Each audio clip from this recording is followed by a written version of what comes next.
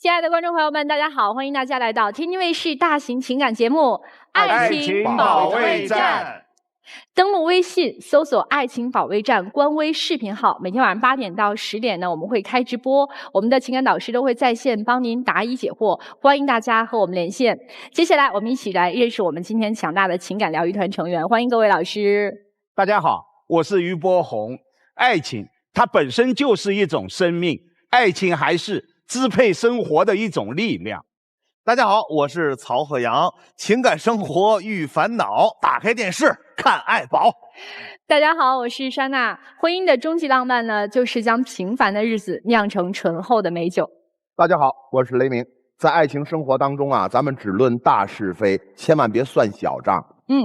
大家好，我是新唐米娜。愿大家相爱容易，相处不难。好了，那接下来让我们掌声欢迎今天来到节目求助的2组嘉宾登场，欢迎他们。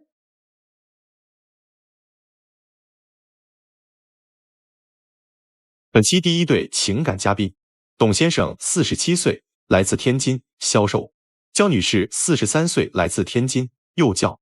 他们遇到了怎样的情感困惑呢？一生一世一双人是许多有情人梦寐以求的感情生活，您怎么看？我俩是青梅竹马，21岁在一起，也憧憬过，但是之后这19年我过得很痛苦。您还记得自己当初为什么追求您的妻子多年吗？都这么大岁数了，还老想着年轻时候的事儿，还谈什么情，说什么爱啊？您后悔自己当初的选择吗？他追了我好多年，我才答应在一起，谁知道他婚后会变成这样？您想过离婚吗？没有，我就没想过离婚，就算他讲，我也不会答应的。你们婚姻这么多年，你形容这段婚姻是深渊是吗？为什么会有这样的评价呢？因为我觉得太累了。发生了什么事儿让你觉得特别的累？最不能让我原谅的就是我在怀孕的时候，我发现我的爱人出轨啊。有确凿的证据吗？就是我无意间吧，在车上发现有口红，有女性的用品。你跟他对峙了吗？对峙了，他不承认。那口红哪来的呢？对呀，也不是我的。你们俩结婚已经都10几年了，对吧？对。孩子多大？17岁。那也就是说，你发现他出轨是在你17年前怀孕的时候？对对对，因为我想要个答案嘛。他就不承认，就是说这个东西，是他同事的，他也不知道怎么来的。您在车的哪个位置发现的？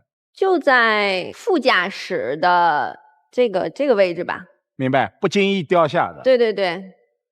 如果是同事的，早就问他要了。不，也说不定有一种可能性啊。比如我坐雷老师车然后我坐副驾了，拿包拿手机的时候不小心口红掉下来了。这不能说明啥呀？这个只能说这种情况算是一个合理的一个解释，对，就是它是有一定几率的。我们不是有罪定论啊，对，就是我们先给他找这种的其他理由。那您说是您的哪个同事怎么丢的？对。我也不知道，我就是上下班的时候，有时跟同事一起走，同事要是没开车的情况下，就是顺道带一程，很正常。就那一个同事对吗？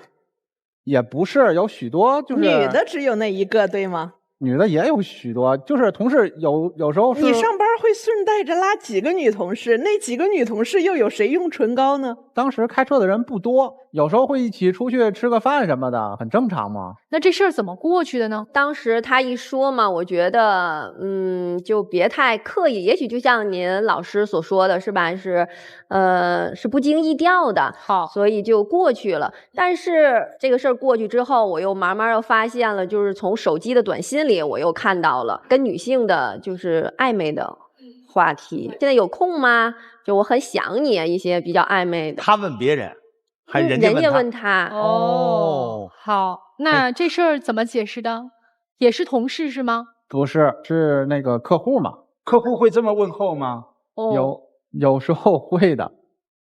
本来是做销售，客户会跟你一个销售说我很想你是吗？先生，我真的提醒你不要侮辱我们的智商，我们这一点智商有的。不管是从妻子的角度，还是女性的第六感的角度，还是从公众我们来判断这一些词汇言语，接下来这样，绝对是暧昧。我们不打断了。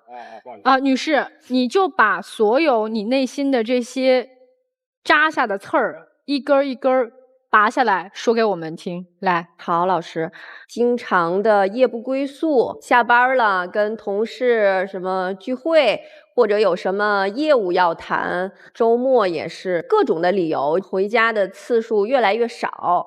一周几天在外面？一周能有2次在家就不错了。一周2天晚上回家。这样的情况持续了多长时间？1年多。大概在孩子多大的时候？2、3岁的时候吧。那我问一下先生，您这一周2天在家，剩下5天在哪儿啊？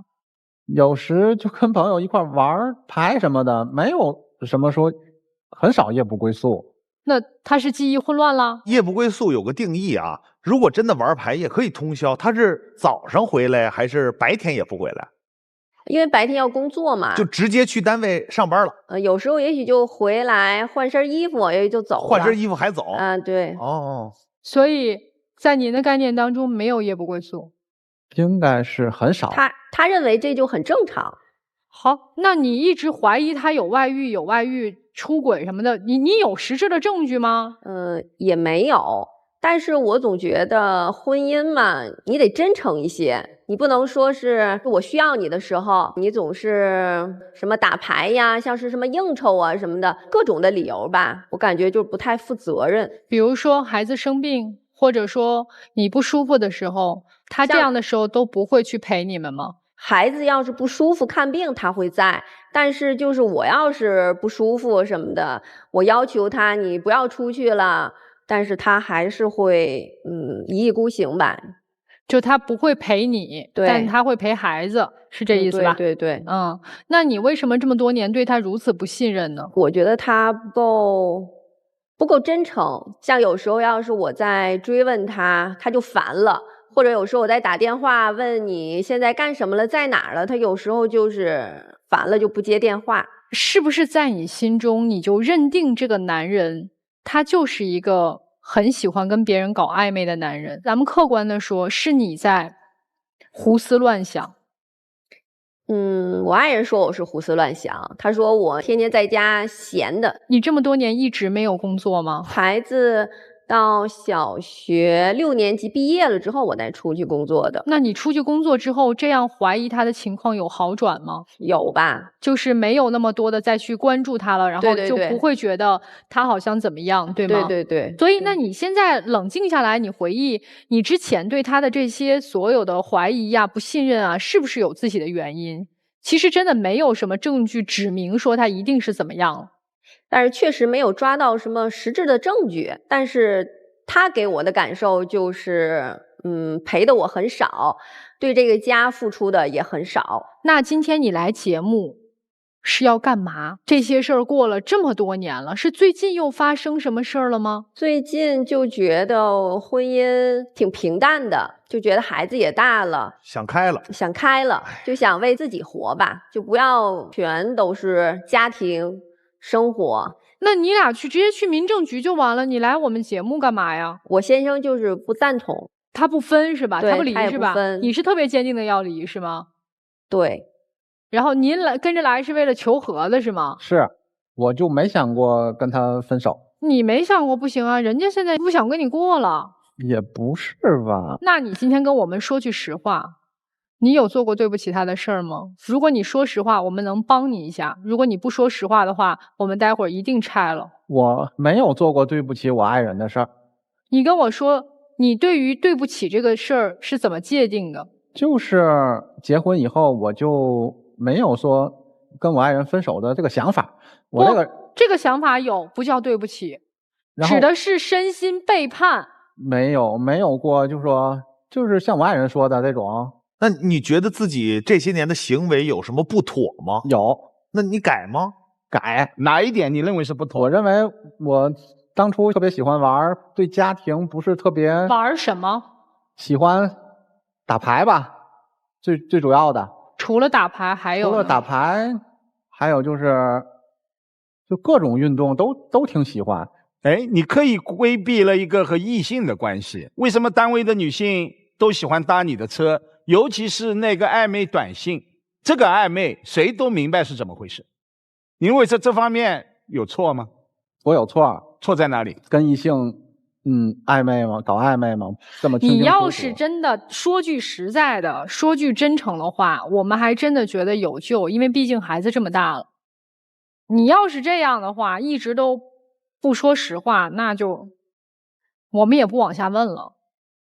都明白。因为女士间来态度非常坚决，她都不懒得说你俩的事儿，她的态度就是已经明显对你们的婚姻是彻底失望了，是吗？对。你对你未来离婚了之后的生活有规划吗？就自己一个人生活吧，因为我觉得从这段婚姻让我已经不再相信爱情了，很累，就觉得一点都不是像我想象的那样。那你在当年那么痛苦的时候，你那个时候为什么没想跟他分开？那他夜不归宿的时候，你怎么没想过跟这个男人掰开了就是分开了就算了？因为每次只要一吵架，他都就是道歉呐，或者各种的理由去哄你啊，或者带你这玩啊什么的。就是再加上那时候孩子也小，毕竟是女孩嘛，就觉得那个如果要是真的给他造成单亲家庭了，对他未来的成长啊，就是受到不好的影响。所以我就选择了退让一步吧。那他每天不回家，打电话不接，找不着人的时候，让你痛苦到什么程度？有一段时间我都感觉就是重度抑郁了，也没有人找人家倾诉，因为我觉得毕竟这个婚姻是你自己选择的，你们俩过成这样也是你们俩自己造成的，所以那会儿又没有挺痛苦的，工作，只能在家待着。对，我一直就觉得他是过度的对我那个要求的特别严格。那你跟我解释一下，你女儿以后嫁给一个男人，那个男人每天不回家，夜不归宿，你女儿回来跟你讲，你怎么办呢？你说哎呀没事姑娘，他就在外面玩玩，你就睁一只眼闭一只眼就完了，是这样劝吗？我真的也没有像他说的，就说一周啊。不，我就问你，真的就是这样的话，你女儿以后也要嫁人啊，对不？就天天不回家，早上回来换身衣服接着走，一晚上找不着人，打电话也不接。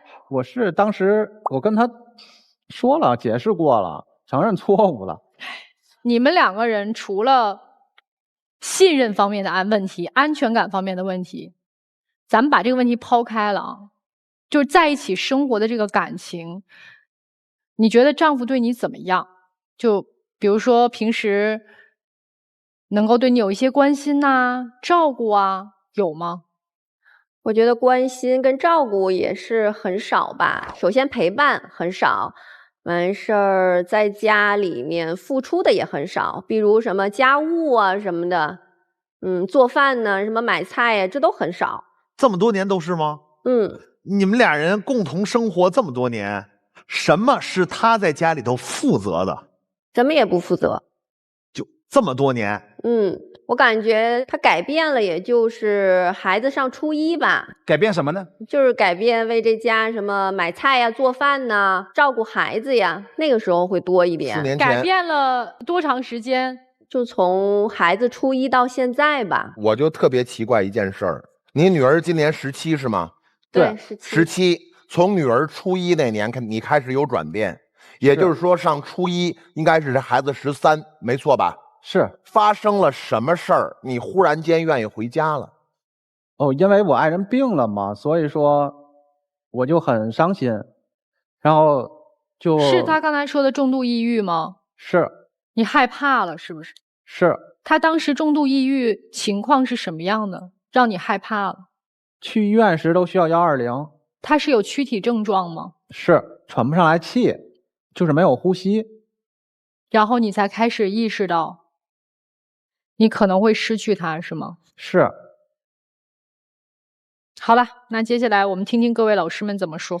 面对这样的波涛汹涌，这位妻子如此的淡定冷静，说明她再次去说这件事情的激情都没有了，热情都没有了，是因为眼泪都流干了。对，虽然丈夫一直侥幸地认为没有证据，但是我还是想和这位做丈夫的说，如果在妻子人生最艰难的时候，做丈夫的一旦选择背叛，这颠覆的是人的三观，虽然那支口红悬案，但是作为一个女性的直觉，她清楚，等到出现那个暧昧短信的时候，她已经作为一个女性明明白白，这不是普通的暧昧，夜不归宿。年轻的时候我们也打牌，再年轻力壮的年轻人，一个星期4天通宵，谁受得了？这当中有没有在打牌？有啊。有没有其他呢？我也看到了，在妻子重度抑郁以后，你选择了回归。我也相信这7年丈夫是有改变的，但问题是面对过去这么多的错，并不是一句对不起就能换来妻子的没关系。他不愿意自己一辈子在这样的一种痛苦当中折磨挣扎，所以我支持妻子您的任何选择。谢谢。这个男方啊，在刚才这些问题的回答当中，包括这个对话当中，能感觉出来，其实心里比谁都明白。然后呢，句句都是得过且过，对付。我能糊弄过去，我就糊弄过去。这么多年我都糊弄过来了，你又不能把我怎么着。我觉得应该是随着年龄的增长，他的社交范围、社交圈子的人员构架有变动了，导致的他在外边也组不上队了。正好借着您爱人有病，我该回归家庭，回归家庭，我也不年生不年月的。这些年这些所有的疑惑跟疑问我就对付过去了，咱也不提了，黑不提白，你提我就不说话。反正咱都这么大岁数了，你还能往前走一步，还能离呀？是怎么着啊？孩子都这么大了，我玩了一辈子了，老了我就装个傻充个愣，我还有个老伴儿，以后还有个伴儿，对不对？是这么想的吧？再说这个男女问题，咱先不说真的假的，你作为一个丈夫，您爱人为什么疑问了这么多年？为什么因为这个抑郁症生病了？这个怀疑的土壤不是您给造成的吗？您又不解释，然后关键是解释也行，模棱两可，又解答不了，反而把这个事儿变相坐实了。你搁这样，谁能跟你过得下去？咱甚至来说啊，如果不是因为得了抑郁症，现在这个场面应该会提前好多年，早就该离了，搁谁都过不下去啊。其实孩子只是一个借口，包括回归家庭，为了孩子改变什么的，那是懒得理你。现在人家想开了，孩子也大了，秋后算账了吧，对不对？所以我建议啊，如果没法坦诚的去对话的话，可以先分开一阵。但是啊，如果大哥还有想法的话，就看您个人努力了。我说完了。为什么女士会重度抑郁？当然，这样的情况搁哪个女人可能都受不了。她还有一个很重要的原因是，这个男人是她的初恋，她16岁就认识了他。她一辈子到现在为止43岁只爱过这一个男人，就这些点她自己都不愿意说。长夜漫漫，一个又一个的夜晚，她拨打一个电话号码始终无人接听。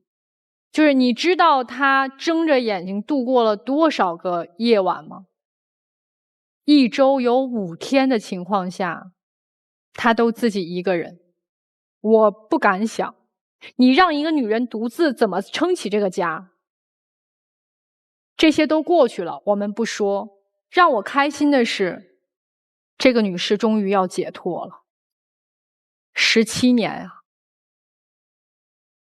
终于想明白要走出来了。而且我也能看到你的决心。我现在唯一的希望就是能遇到良人。才43岁，未来痛痛快快好好的再谈个恋爱，找一个认真的疼你的一个男人，真的懂得珍惜你，你值得遇到更好的男人，也一定会遇到更好的男人。我想说的就这些，谢谢。女儿知道吗？知道。她知道。女儿今年是高几了？马上要上大一。要上大一了。哎，我插一个问题啊，我想问一下，女儿支持你们分开吗？不支持。女儿希望你们还继续在一起是吗？对。那你有跟女儿讲你们的这个过程？反正她就知道爸爸有点不太靠谱，对家付出的太少，陪伴的也少。但是女儿还是不建议我们俩分开。女儿也知道你们两个是一个16岁，一个20岁那年开始初恋的。对。天哪，一个多好的故事，给讲成这么一地鸡毛啊！那个，我治了一辈子抑郁症了。我告诉你，最容易导致这种情绪的状态，就是我为一个没有答案的事儿纠结了很久。要有答案，这事儿不一定；要有答案，你告诉我是谁，姓什么，叫什么，多大岁数，在哪儿的，怎么认识的，时间、人物、地点，你告诉我，我上去跟他打一架。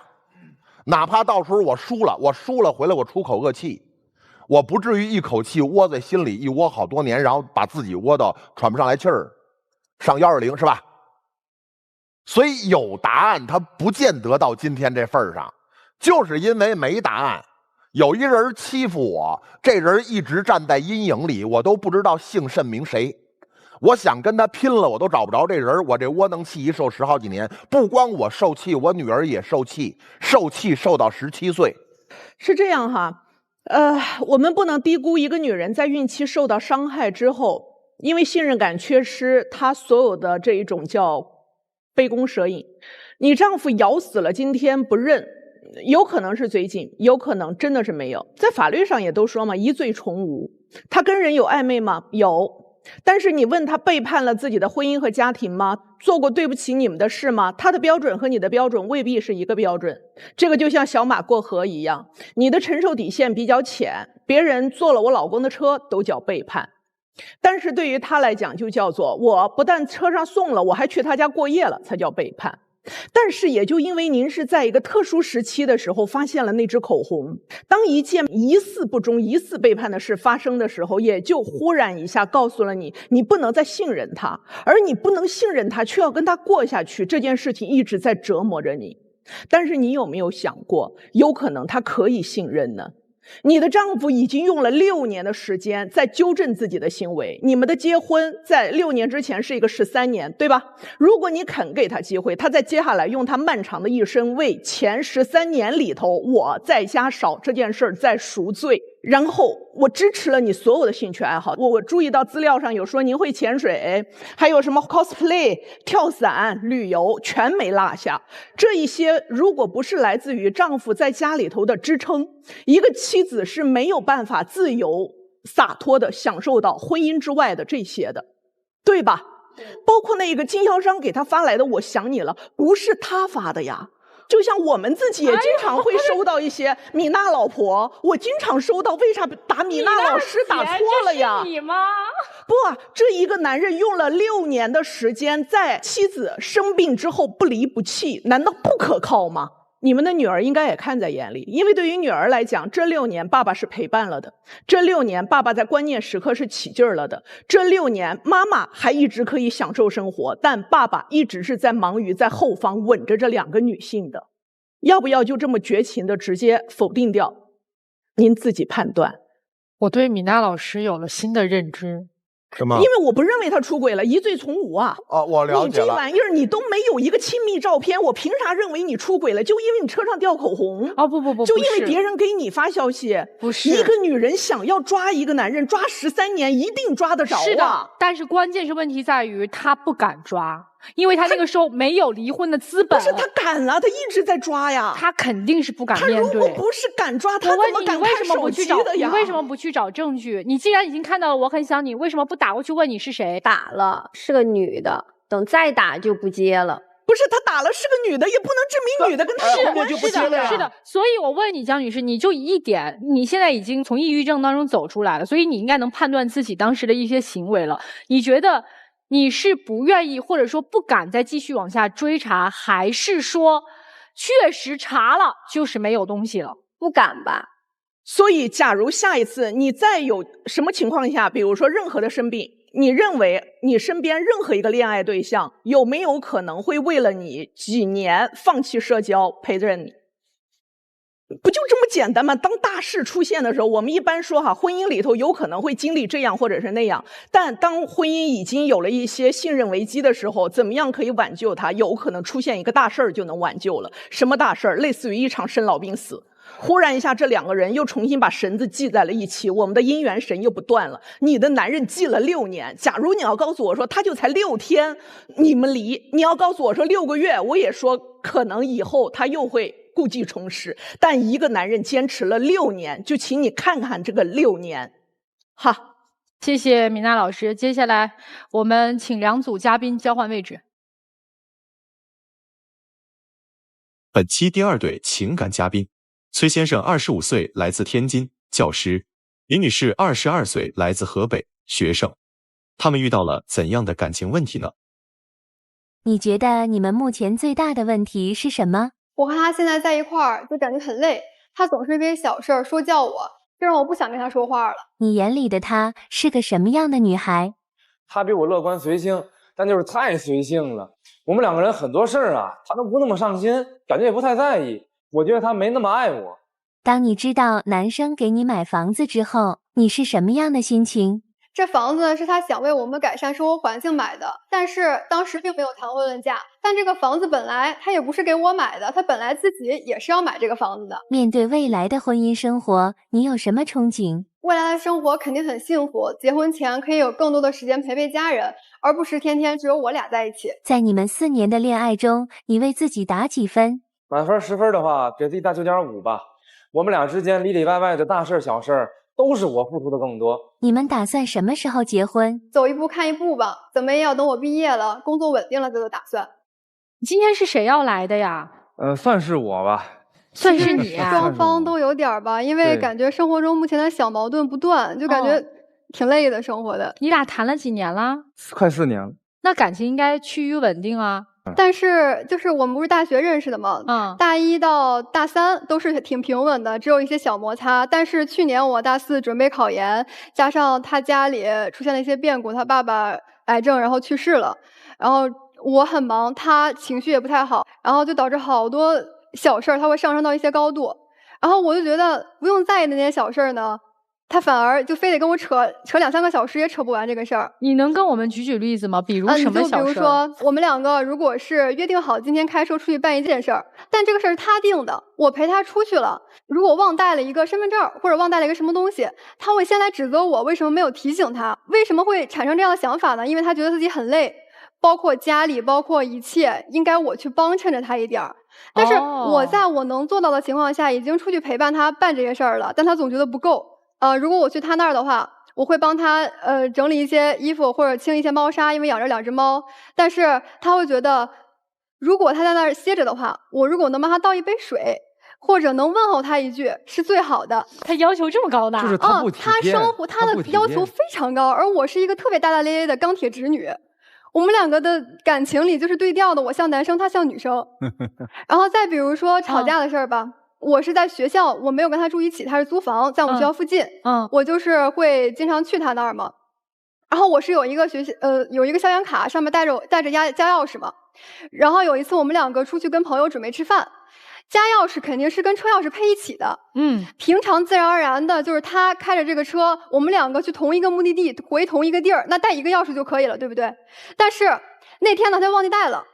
他一下去发现忘记带这个事儿之后，一上来先要指责我为什么不提醒他，为什么不带着自己的钥匙。明明不是我的错，他先埋怨我，我就控制不了自己的情绪了，然后就衍生成一个很大的争吵。家里头事情呢，我作为一个男性呢，现在工作也比较忙，因为我确实每年都带高考生。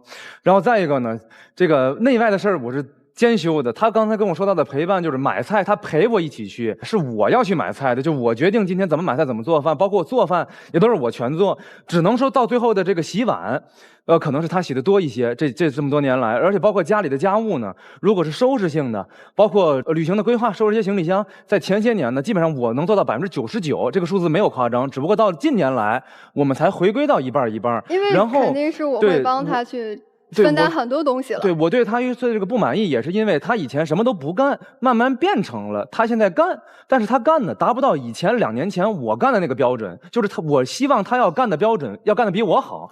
然后你去教他怎么做，我去教他怎么做，我是去教的。我教他。我很好奇的是，那你真多余，你干脆就别干就完了。你看干了还是个错了。但是对，就是他让我干了之后，我帮他干了，最后成我的错了，我就最忍不了这点了，这就是根儿。关键问题是你一错以后。他会有5分钟、10分钟，甚至更长时间来和你交流。你是在说教你吗？他很像我爹一样在说教我，但我爸都不说我。如果他不干了，行吗？更不行了呀！不干是因为什么有矛盾点在于了，包括都上咱们节目，其实是因为就是我爸爸去年去世这件事情对我比较打击，是有点大的。我急需让他成为家里的女主人的这个角色。但我去年1年我的主业任务是要考上研究生，进一步发展我的学业，但他要让我在我很关键的时期去成为他的女主人，我做不到，我只能说。从以前的20%、30%到后来60%、70%、70%、80%，能做到也就这地步了，不可能100%。我没有到结婚那地步。考研成了吗？成了呀，肯定成了，成不了不更吵架成多了吗？你们俩有什么大事发生矛盾的吗？上次去成都玩，就今年的事情。去成都玩呢，一共有我跟他，还有他的这个亲弟弟，然后当时还有一个朋友，也是一起过去玩。我们那天晚上是一个11点多了，在一个成都的小大排档的那种地方吃饭的时候聊，说去哪儿玩呢？那他们那一行人就大概一商量，随便找一个自助麻将机去打一个简单的这么一个川麻。然后我的意思呢，正好看到住的酒店楼下底商有一个牌匾非常大的很好的那种地方，我就想去那种地方体验一下嘛。而且去网上查看价格之后呢，自助的那个地方在写字楼里，在高层里，30层高层，50层到顶高层里，不知道哪个屋，就跟那种自助台球一样那样的环境，也不知道有没有烟味儿啊，脏不脏，乱不乱。那个要50多块，而且我说的那个看起来装修很好的，我也没进去。就这件事情到最后我都没进去那个好的看，在心里都成遗憾了。那个是200块钱。我们主要矛盾就是觉得在这件事上为什么有这个原因呢？因为我们每次旅游都是我拿的多，这次旅行特殊，就是因为今年我买了房子，所以这次旅行的我只出了机票钱。到旅行的吃喝玩乐的钱是他出这个钱，矛盾点在于我会认为他不舍得给我花这个钱，就这个200块。4个人都会穿麻，就想去一个普通的麻将馆玩一玩就回去睡觉了。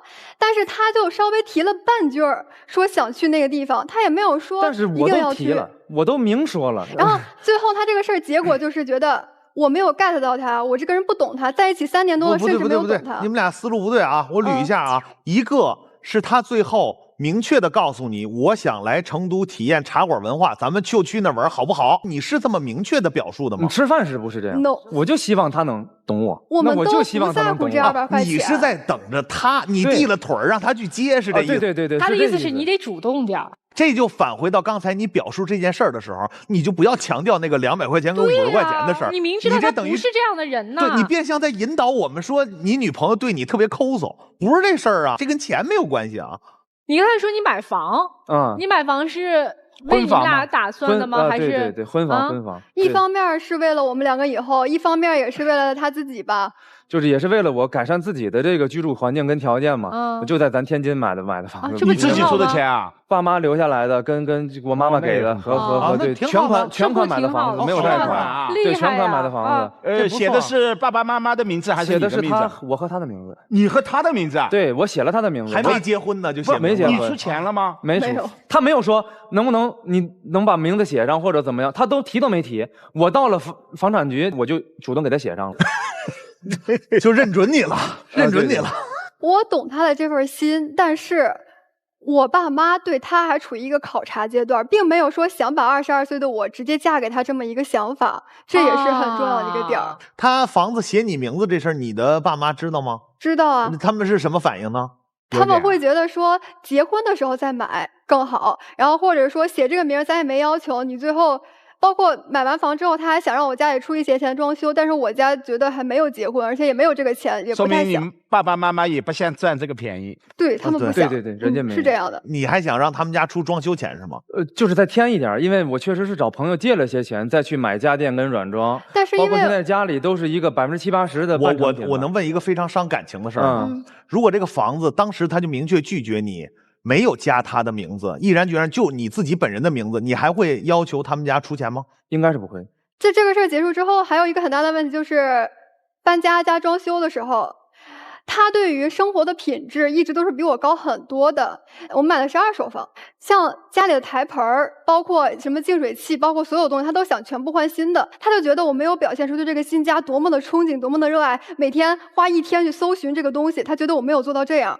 包括试床试了好多个，我觉得软的舒舒服服的就行，但是他试了好多家，觉得这个怎么样，这个怎么样。我真的觉得舒服能睡就行。我往夸张里说，3000的跟5000的试不出来差距就算了，3万的床垫跟2万的床垫，他也告我都行。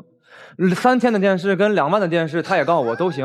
因为我觉得是在你力所能及的范围内去买这个东西，而不是说强求去借别人的钱，再整我爸妈这边，然后去完成这个事儿，就没有意义了。但现在就是目前到今天啊，家里的55平米的客厅现在没有电视，空着。然后就是他说的那个搬家过程嘛，7月14号搬家，那天还是我生日，不是7月14号搬家，是这样的，是我们2个先去河南安阳找朋友玩了一圈，那时候呢，我就急于确定什么时候搬家，因为那家不确定，最后确定的是7月15号，然后7月14号是他的阳历生日和我弟的阴历生日，但是我是要回去跟我的爷爷奶奶、我的爸爸妈妈、我的弟弟一起去过那个生日的。然后包括他的生日呢，我在提前1个月的时候就已经把礼物什么都准备好了，就是怕没有赶上这一天。最后呢，我肯定确实是需要回家。7月15号的时候确定搬家，我来的，然后开始打包整一些，大概待了3天左右。我把我所有能收拾的东西、能归纳的东西都弄好了，然后我后边还有自己的课要上，我就回家了。从我走之后，我已经基本上都没怎么睡觉，一直在忙，一直在忙。但他觉得不够，他就觉得我应该在这儿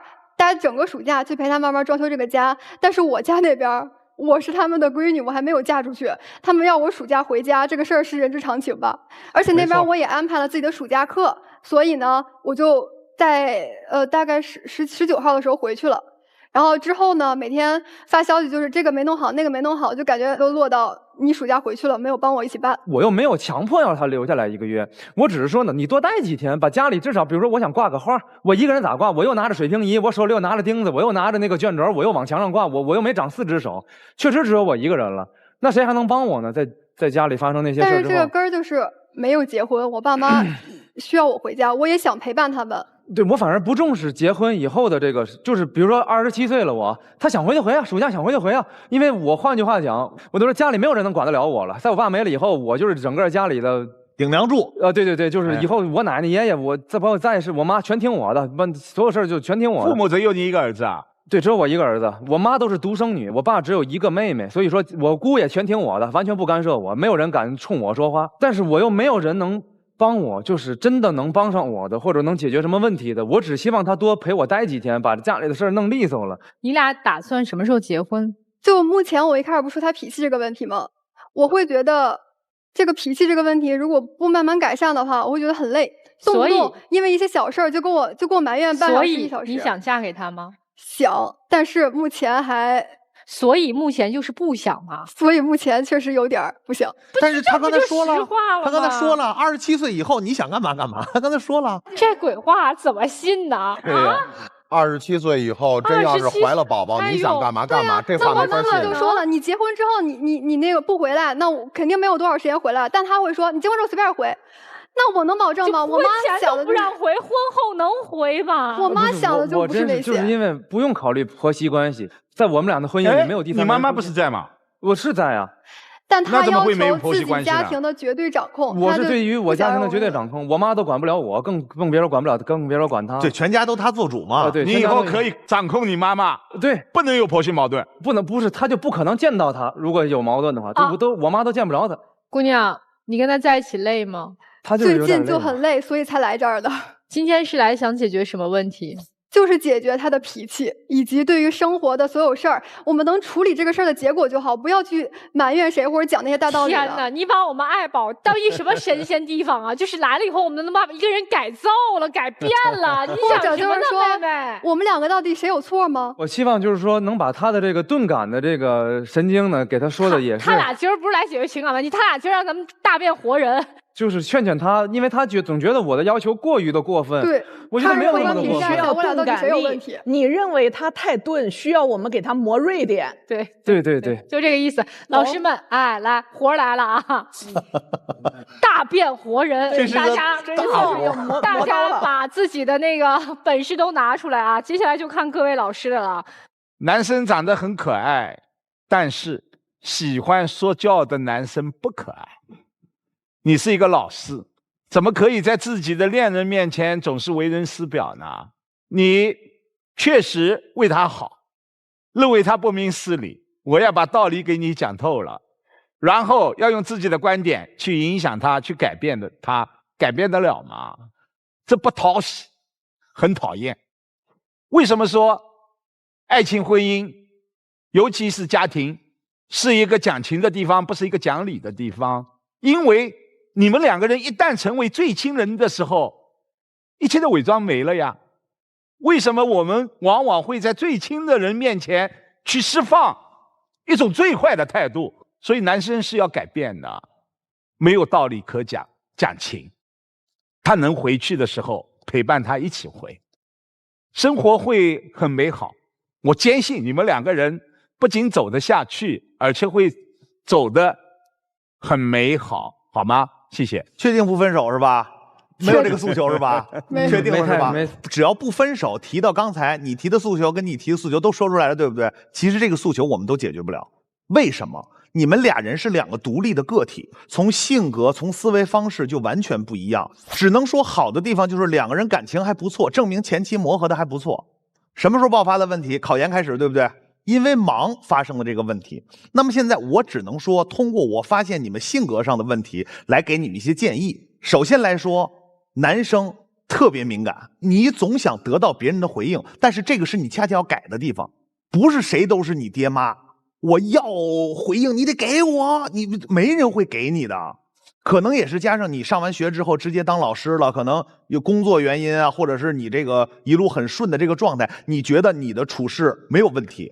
在家里边也是，就像你说家里也是你做主了，对不对？你觉得没有问题，但实际上在社会上强势的人是很多的。其实从某些方面来说，你就很强势，只是给人感觉你是那种非常理性、非常合理的。我没有提过分要求，怎么着？就是我给你个建议，你只要回应我。其实这是一种强势，因为不回应，我有一系列的话追在后边，我是这么想的。其实怎么样，你这样会给人很大压力。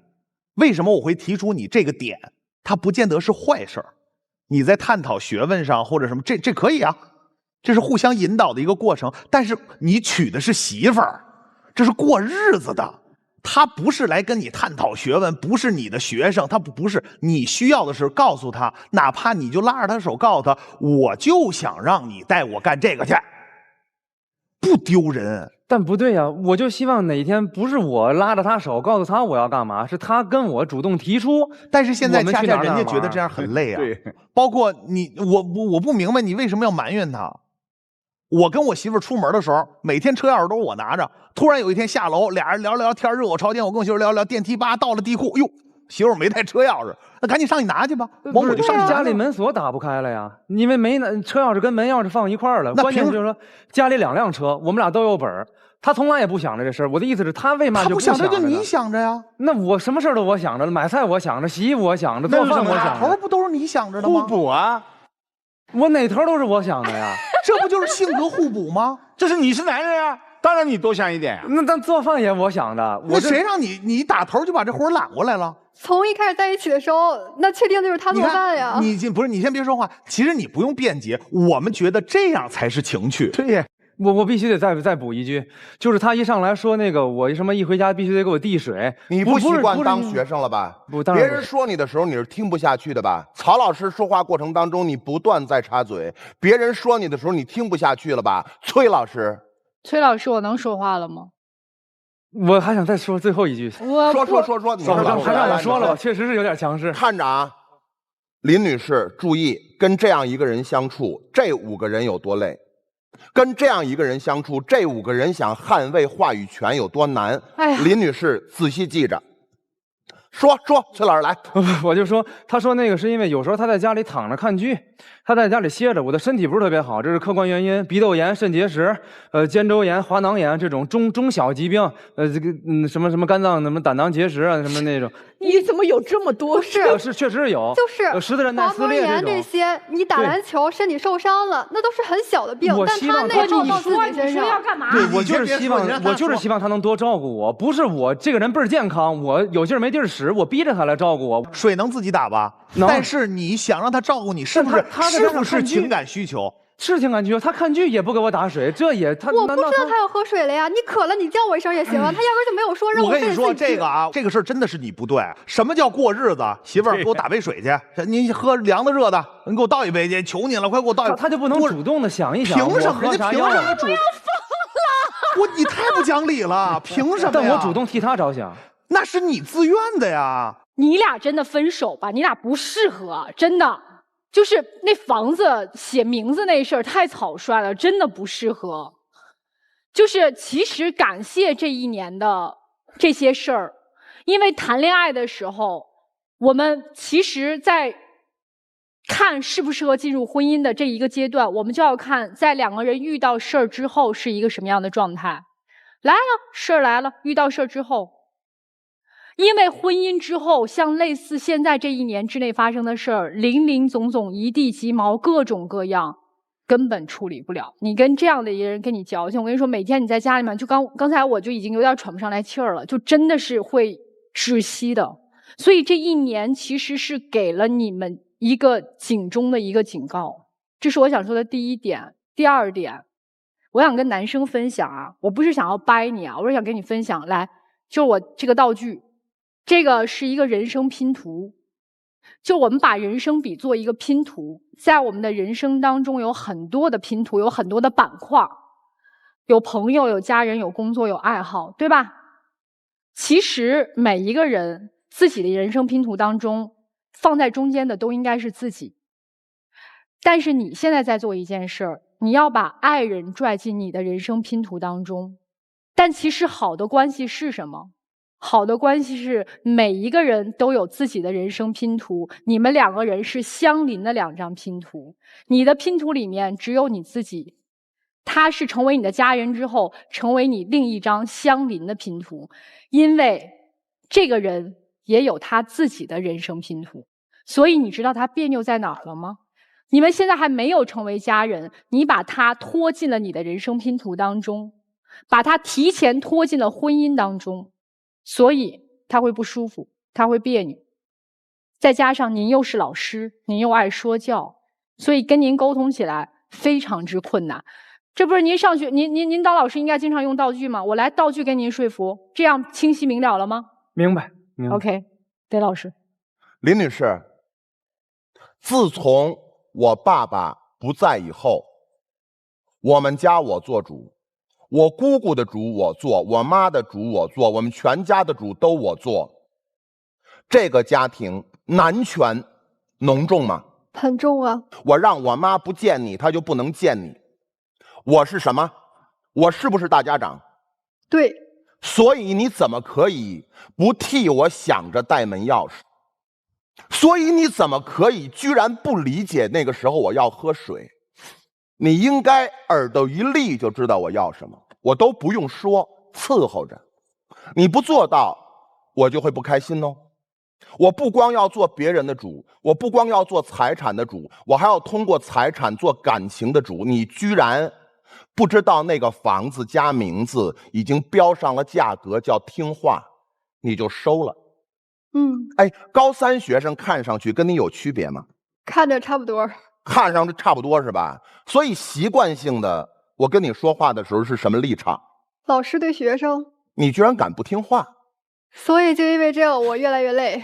所以我说了一句了，我都说了，我一个做老师的，我跟你一个学生都点到了，我想去那麻将馆。你懂事儿吗？你懂事儿吗？瞅我不懂事儿了。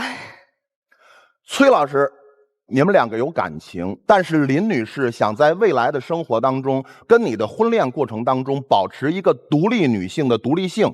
对，好累，好累，好累，好累，会经过大量的争吵，不光她累，你也累。想做主做不上，好难哦。我特别希望你们两个以后能够一直幸福，但是我预判你们两个会有不少争吵。两个互相不欣赏的人为什么要谈恋爱呢？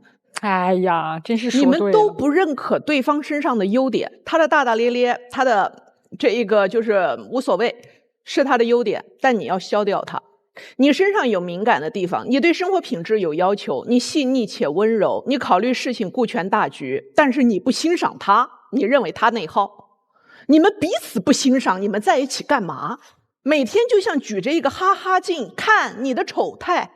这是我听到现在最困惑的，就是两个其实人都不错，但你们两个人在一起的时候就会变成你看不上他，他看不上你，你们一定要拿剪刀把对方修理。你们想修理成什么样子？我刚刚在想，先生您自己描述的哈，那一个应该跟你住在一起的人是你妈。只有妈妈才会知道儿子可能生病了，身体不舒服，以及老人最爱说的是来喝水，你今天又没喝水，把这一杯干了，多喝点儿。对呀，然后每一次出门的时候都是老人在检查，妈妈想着钥匙带了吗？东西带了吗？厕所上了吧？水喝了吗？一般来讲是妈妈在这样。如果妈妈不这样，你也应该去照顾的人是你妈，因为她刚刚丧偶。所以为什么要拉着你的女朋友跟你一起同住在你们的这一个小窝里？现在不适合啊，她现在还是个学生，她有她的人生规划，没打算跟你立刻结婚。甚至这里头有一个隐藏信息是，当她加了名，你的家人都没有打算来见她的家人。为什么？如果我的女儿被赠予了这么一笔财富，都直接在房本上加了名，做父母的还能耐着性子不见对方，不见小孩，不见家长，只能说明一，我不想让女儿这么早结婚，跟对方是什么人完全无关，我对对方是个什么我都不感兴趣，我只希望我的女儿完成学业，好好工作，我害怕她走入婚姻。这是一个最好的可能性了。不好的可能性就是，也许根本不想让她嫁给你，留在这儿呢。你们两个年轻人应该都知道，两个圆想在一起变得更大的时候，我们只相交的部分那么点保持独有空间，我们这样才能够拥有的面积最大，对不对？但为什么现在刚谈恋爱就想我们要把我们成为叠在一起的圆，世界要变得更狭窄，面目只能有一样，声音只能有一个，为什么要那么单调呢？想明白，接着相爱，能找出彼此欣赏的原因，接着相爱；想不出来，就各退一步，冷处理一下。那接下来呢，就请我们两组嘉宾回到门后，考虑一下是否要出来，想想老师们的建议。谢谢大家，来，请回到门后。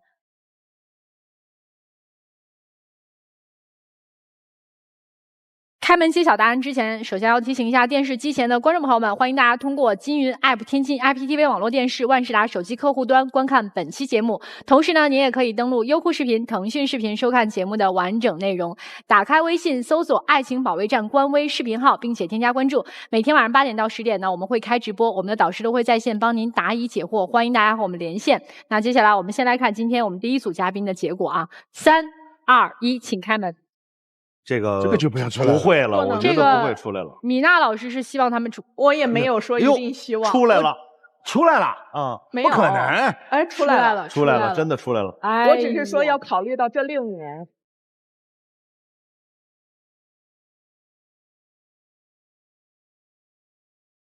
妻子是被拽出来的吧？你出来的原因是？是我刚听取了老师的建议，觉得应该再给他一次机会，也再给我一次吧。不多说了，接下来的时间交给你们2人啊。美好发生怎能不看？接下来一起进入中国广电真情时刻，好好抱抱你老婆吧。16岁就认识你，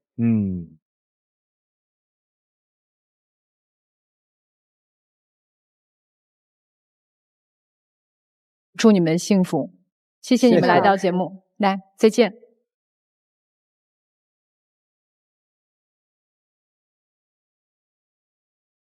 那如果同样有情感困惑的，想要来到我们节目参与录制的各位观众朋友们啊，联系我们的方式非常的简单，大家只要在微信上去搜索“爱情保卫战”官微视频号或者公众号，也可以在抖音上搜索我们“爱情保卫战”的抖音官方账号，跟我们取得联系就行。记着，我们不收取任何的报名费，小心被骗。好了，我们一起来看我们的答案到底会不会出来呢？3、2、1，请开门！3、2、1，请开门！我认为这个没有悬念，这肯定出来了，肯定出来，争争吵吵，哎，欢欢喜喜。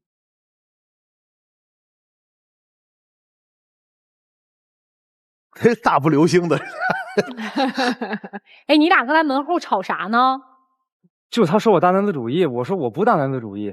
你是温和的大男子主义，对，你还真不是强势的，而且你是说教的大男子主义，你和别人不同。对，我就是跟您再多解释一句，我在工作中比这个要夸张的多。你肯定是个好老师，小伙子，对您学生的家长此时看电视爱死你了，高兴对，啊！喜欢你这样的老师。对，我是非常负责的。然后你是老师的 buff 已经叠满了，现在。真的但是家庭恋爱不是这样的，哎呦，你得让自己松下来。对原则问题一定要顶真啊，我听懂了。对情感问题多一些轻松。好，美好发生怎能不看？接下来一起进入中国广电真情时刻。哎，你看他高兴的，哎呀。